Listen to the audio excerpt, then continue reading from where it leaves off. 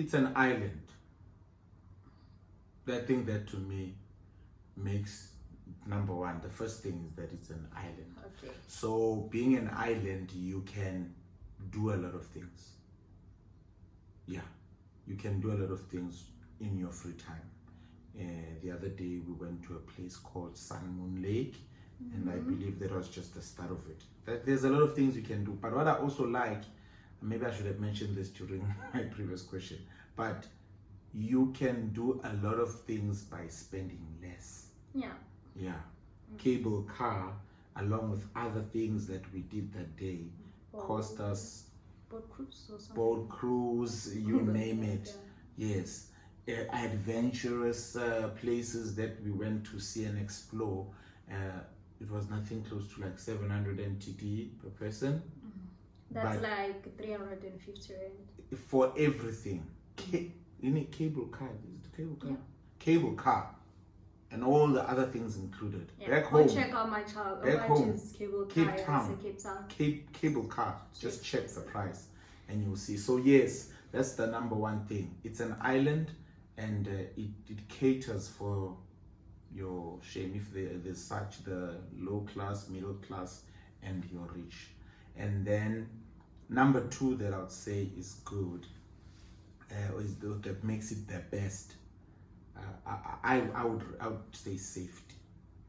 The fact that it's such a safe place to be in. I don't worry when my wife says she wants to go bike riding or bike whatever at night, because it's safe. Three, making it the best as well. I would say it's easy to eat healthy, to be healthy. It's easy to be healthy. We've been reading about these things that USA it's hard to have a healthy diet. Back home, we Why? tried. Because things are expensive. Healthy food is expensive. Yes. I think so. And I'm the not sure, but ones I've that heard are someone say unhealthy. that. Yeah. Yes, I've heard someone say that ukuthe USA ukudla nje healthy is expensive, but funi kwinya wena, you're going to get it. When you want When something. you KFC, guys. You're gonna rock that. You didn't say. So yes, when you want something, I'm a fast food, in this healthy, it's easy to get. So Taiwan, it's standard if you're going to go and buy a full plate. I'm not talking about your night market. Night market, you're gonna get your unhealthy food, but also you can also get your healthy food as well. Yeah.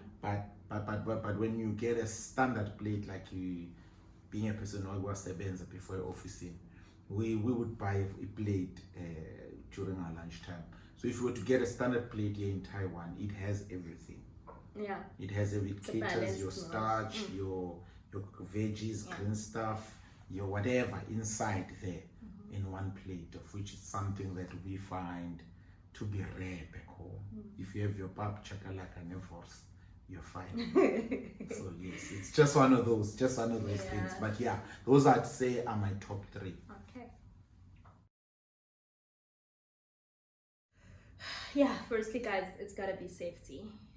I underestimated the importance of safety back at home. Like I think the culture of like the unsafeness that is happening in South Africa, it makes you feel like, okay, this is normal. Actually, it's normal for me to walk on the street and I need to keep on checking my bag or what's in the right, and all those kind of things. And then you come to a country like Taiwan and you realize that it's not normal. Okay, it's not normal to feel unsafe. Man, safety is everything. And the fact that you can leave your belongings anywhere. Actually, not anywhere. You don't need to be reckless, obviously, but like you can leave. If you forget your phone, maybe go 7-Eleven or at the restaurant, you're gonna find it back there. Like you can go back and still find it there. Exactly. And as my husband said, sometimes we'll be on the streets at like 2 a.m. Some people usually call us, they know at like 2 a.m. they'll be calling, because back at home it's like 8 o'clock, and they'll be calling and they'll be like, I'll be like, yeah guys, I'm on the street cycling, because it's that safe. You can cycle any time of the night, and you're still you're very safe actually. And then also about the safety. So it's very common in South Africa that when you are wearing your miniskirt or your short because it's hot, then you will have men looking at you like you're some piece of meat or something. But in Taiwan, you don't have that. Actually, like from umagogo, like to the Inganya say preschool, like they wear shorts, and it's normal. You will never find a guy like turning their heads. Like we find that a lot in South Africa, but then yeah, it's not, and it's not very common here, and I really love that because besides that, like kuyashisala, guys, when it's hot, you feel like they're literally burning you or frying you, in a hot pan and stuff like that. So like yeah, it's very hot, so it's very understandable. Like you feel safe even though you are wearing your very comfortable clothes, even though they're short. Nobody's gonna like rape you, akubambe kanjani akuspenke, or it's that safe, guys. Sometimes you'll think okay, they don't do it to us because we are to us because we are foreigners, but I see on the street like the relationship that men have with the like women in Taiwan, like there is that of respect, so it's very normal. As I'm saying, like nabomagogo bayagqoka amashoti kube right nje kunormal, guys. Anyway, another thing that I like about Taiwan is the health system. I'll give you an example. So in South Africa, in order for you to see a specialist, you need to go to a GP first, unless if maybe you have, I don't know, medical aid in Janjan. But then you will need to go to GP, and then the GP will need to write you a referral to see a specialist. So here you can just go straight to the specialist, without having to pay twice like you would do back at home, and you will get the best health care. And then yeah, I think I paid about $200 to see the specialist. That's 200 NTD. And then that is about 100 and something. 100 and something rent. So would you see a specialist 100 and what rent? No. So yeah, that's what I love. I said tune. And then the third one is the convenience. Okay, the convenience for like going around, traveling from one place to another. Here, transport is so convenient. One other thing that we have like normalized back at home, especially when you don't have a car, is that you need to like uzophuma endlini uyogibela i-taxi scrap, and it's okay, it's normal. You cannot immediately when you complain, it's like we are strela or something, or vele the taxi driver will just be like, yay, what but here the public transport is clean, it's on a good condition, it's proper, like it's proper. Like the other day, I think on one of my videos I shared about my experience with MRT. MRT is like Gautrain, and back at home I wouldn't afford Gautrain. Okay, I would afford it, but it's expensive. It's what kind of people abagibeli Gautrain and what kind of people would go to a metro rail, but here there is no that differentiation. Anybody can just afford, can afford to use a MRT. The one that I said is like Gautrain.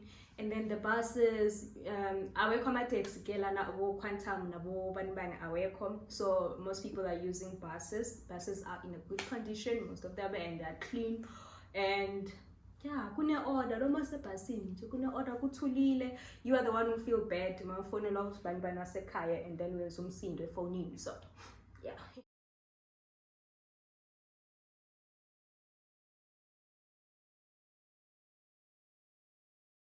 Health insurance. Yeah, health insurance. So, oh yeah, that's the other thing we forgot to talk about. The health insurance thing. Like, in South Africa, I'm gonna say this a lot. Alright. So this is the last thing, guys. So in South Africa, we know Uguti, it's it's not easy for everyone to just afford health. What do they call it? Health insurance. Medical aid. Yeah, we call it medical aid. You know, you know what kind of people will like have a medical aid. You know, your middle class will have a medical aid. If you are poor, then you won't have a medical aid. You just need to go a public you know, healthcare. You know, you need to go to a public hospital, and then here it's like prerequisite, like it's a standard thing. Everyone needs to have health insurance. I think even people who are not working, right? Like every family, wonke umuntu kumele abe naleya nto leya health insurance. And I also like the fact that, you know, even when you go to the public hospital, like the standard is good. You know, the standard is very good. Like, yeah. So that's what I love about Taiwan. No, you know, it is not such a bad country after all. So yeah, one of the things I saw as well as I was just biking today, managing Landy bicycle, I just see on top there, on top of the danger box, Babeke belongs and I'm like, wow. Oh yeah. Yeah, so if you lost something, you should just come back to that area and you'll find in there. Like, yeah, no. We don't know much, but yeah. Yeah, I think one other thing, remember we were talking about it the other day, I think this morning, about cyber thing, you know, like Mama Jonja, like bayenza ukutshontsha okuserious hayi lokho sikwenzayo, like your online thing, like online scam, you know, deep things, because they don't want to do izinto ezibonakalayo, because bayazi ukuthi bazobhatha. If they were to get caught, the full might of the law won't akuhlekwa when they catch you. Yeah. Nathi sasekhona nje. Yeah, so that's the danger. So it's very good. So one other thing that I was talking to my husband about, I'm like, since I got to Taiwan, man, like I get so many. I think your account, your Instagram and Facebook account has been hacked. Like more than once. Yeah, more than once. Like, and at home you never had such, right? No. So it says something too about the technology this side. Yes, I think they are advanced. They're advanced. Remember, this country is known for chips.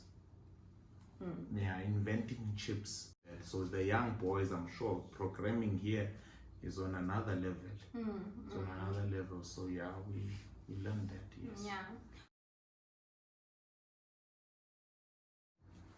Yeah, no, you get into a public transport and nobody wants to sit next to you. Yeah, that's very unpleasant. Yeah, I don't know how to interpret it, but it's very unpleasant. Actually, I do know, I just don't want to say it. All right. There's also another moment when I entered the lift and then this lady screams. She screams at the top of her voice as if I'm doing something to her. I freaked out. Yeah, no, I was not okay. I came in here, but I couldn't be settled. I told her, my wife, about it. I told her, no, this is not the way things are supposed to go. I actually went downstairs to try and resolve it. Yeah, I don't know why she screamed. I don't know what happened, but I can tell you that when I entered the lift, she did not want me there. She even came out and then I had to be alone in the lift, but she screamed before coming out. Yeah, you were so terrified. Yeah. All right. And then for me, so this other time I go to the doctor, and then I was talking with a friend on the phone, and then so this other lady sitting down there waiting for her name to be called so that she can go up and see the doctor, and then so I'm busy. Like she's looking at me like and then she comes to me, and then okay, so I have to be cool my phone. Like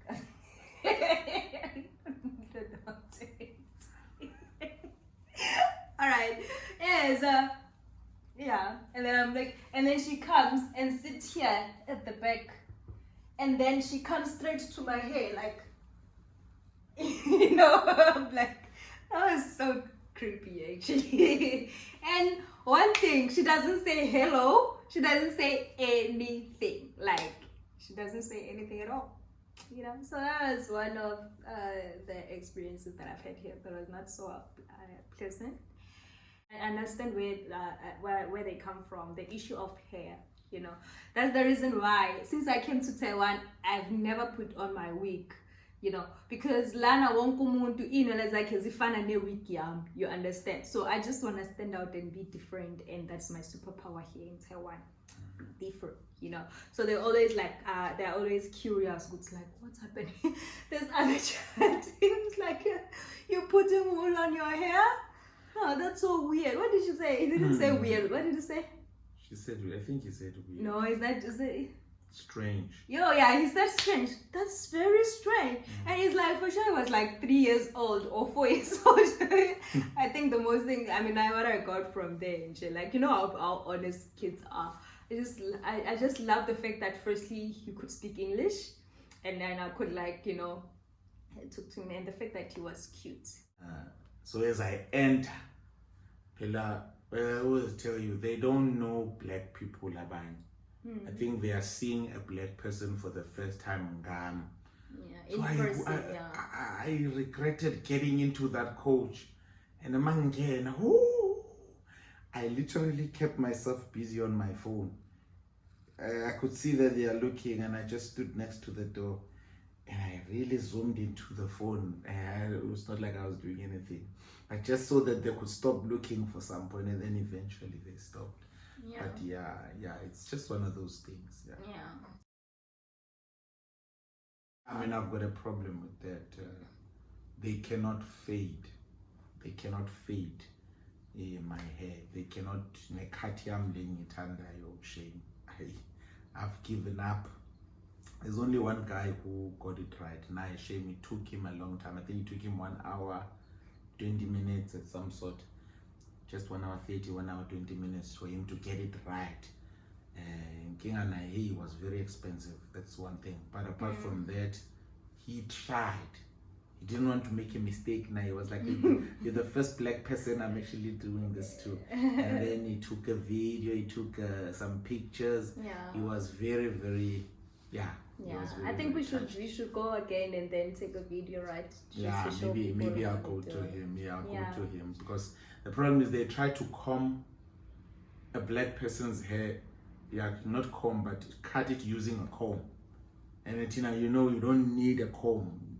It's their hair that needs a comb, not ours. Ours, you don't need a comb. You just yeah, because it's curly. Fade. But yeah. So yeah, that's just one of the challenges that I'm having.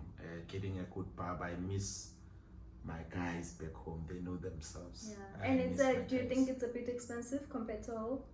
I think so. Don't you think? I think so, yeah. Yes. The thing is, it's what they do. If they just cut in general, it would have been cheap. Because just cut. But it would be like 100 50 rand. Just cut. Oh. Yes. 100 NTD just for cut. Ngalendlini is 50 rand. Yeah. But now they wanna wash your hair.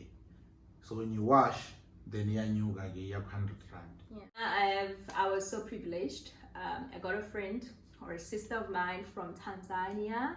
She's a Taiwanese now. No, she's not a Taiwanese. So she does YouTube videos, DIY hairstyles, so she can literally do anything with hair. And she does her own hair. She's such a perfectionist, so she does everything that I wanted her to do. And some of the things, like, I've never tried before when I was home, and I'm trying them with her, and she's doing a good job.